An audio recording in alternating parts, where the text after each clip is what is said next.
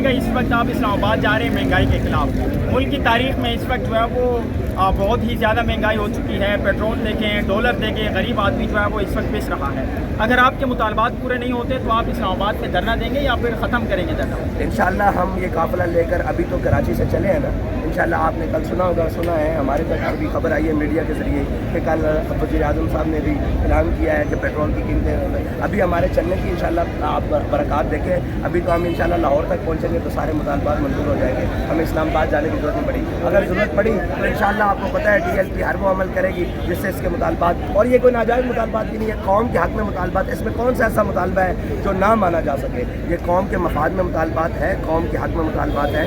ہماری ان سب سے یہی ابھی تک تو گزارش ہے. اب جب ہم آگے بڑھتے جائیں گے پھر یہ گزارشات جناب اپنے شدت پکڑ جائیں گی اور پھر انشاءاللہ ہم اپنے مطالبات منوائیں گے. اور آپ کو پتہ ہے ہمارا مطالبات کیا ہے کہ پیٹرولیم کی قیمتوں کی مصنوعات کو جناب جو پیٹرولیم کی مصنوعات ہے ان کی قیمتوں کو کم کیا جائے، اور جو ملک میں حالیہ گستاخیوں کی لہر ہے اس کے اوپر جو جناب یہ ملزمان ہیں، مجرمان ہیں، ان کو واقعی طور پر پھر فور سزا دی جائے، یعنی ان کو سپیڈی ٹرائل میں ڈالا جائے. اور اس وقت پاکستان کے خلاف جو اپنے بیگانے سازشیں کر رہے ہیں ان سازشوں سے دور کر پاکستان کے اندر سیاسی استحکام لایا جائے. اور اس کے بعد قوم کی بیٹی ڈاکٹر عافیہ صدیقی کی رہائی کے لیے جو کچھ بھی کرنا پڑے عملی طور پر اس کے لیے ہماری جان بھی حاضر ہے. بحیثیت جماعت کے امیر کے، میں جناب TLP کے امیر کے میں یہ بات کر رہا ہوں کہ جو کچھ بھی چاہیے اس کے لیے ہم حاضر ہیں. اور باقی جو بھی امریکہ کے مطالبات ہیں اس کی رہائی کے لیے وہ کچھ پیسے مانگتے ہیں یا کوئی بھی چیزیں ہیں تو ان سے وزارت خارجہ کے تھرو یا ہمارے جو بھی ذمہ داران ہیں ان کے تھرو ان سے بات کی جائے. اور باقی جو ہمارے بنیادی مسائل ہیں جیسے بجلی کے بل ہیں ان کے اندر بہت زیادہ اضافہ ہوا ہے،